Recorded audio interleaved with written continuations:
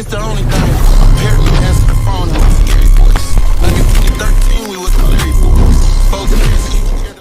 Alright, so let's take a look at liquidity sweeps. So a liquidity sweep is when there's an unclear, well, actually it is a very clear bias based off of just one candle. So let's take a look at this candle right here in specific. Tell me what happened at this price point. What do you see? So the green candle with the really long wick on it. Yeah. What does that mean So though? that means that we can see that it was basically a buyer's market the whole time. I mean, it shot up real high and it went barely. It looks like it went barely beneath where it actually opened. But I mean, I guess you could say that the sellers also, like, they put up a good fight because it didn't close as high as the wick went to. Yeah. So overall, your idea is right. Buyers did win this candle. However, let's hop onto the lower time frame and go back to that point.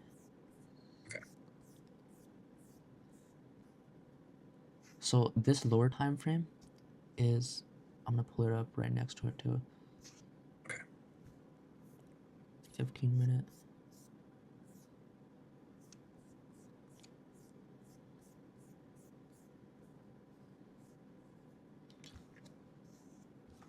Okay, so this 3:30 p.m. candle, this 15-minute candle right here, that's at 3:30 p.m.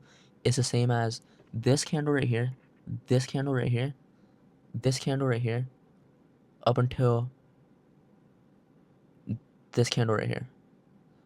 Okay, got it. So hold on, let me zoom in.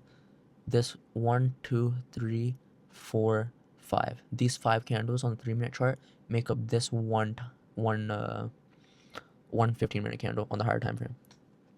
Got it. Do you get that?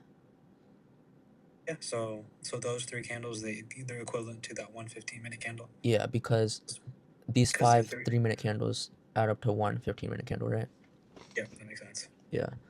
And what they actually tell you is they tell you where price went at what time. So you can see at 3:39, price went all the way up here, right?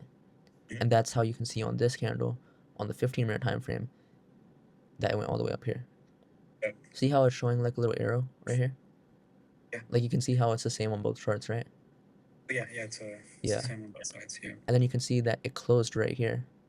Mhm. So right here where this candle is, it closed right here. Mhm. So the overall candle on the 3-minute was bearish, but the 15-minute candle overall closed bullish. Mhm. Yeah, but it did put up a good fight though. Yeah, so even though it did close bullish, I wouldn't take a bullish trade off of this because this right here is called a liquidity sweep. Now, a liquidity sweep is where either buyers or sellers are stopped out, meaning, yeah, they put up a fight, but there's a long wick to one side showing indecision in the market, like if it wants to go that way. So right here, it could have had a strong candle close like this, right? If it had a strong candle close like that, buyers are still in control. But here, you can see that sellers are stepping in, and you can see the next few candles are red, right? And it came all the way down here. But you can combine this with the other things I taught you and see how even though it came down here, it tapped into this, what's it called? The liquidity sweep. No, what's this called? The 3 candles. Oh, the bullish trend. The gap in between the 3 candles. Oh, the fair value gap. Yeah, so off of this candle, price started reversing, right? Because sellers stepped in. Right? Yep. So sellers stepped in right here. Price tapped into the fair value gap, and what does it do once it taps into the fair value gap?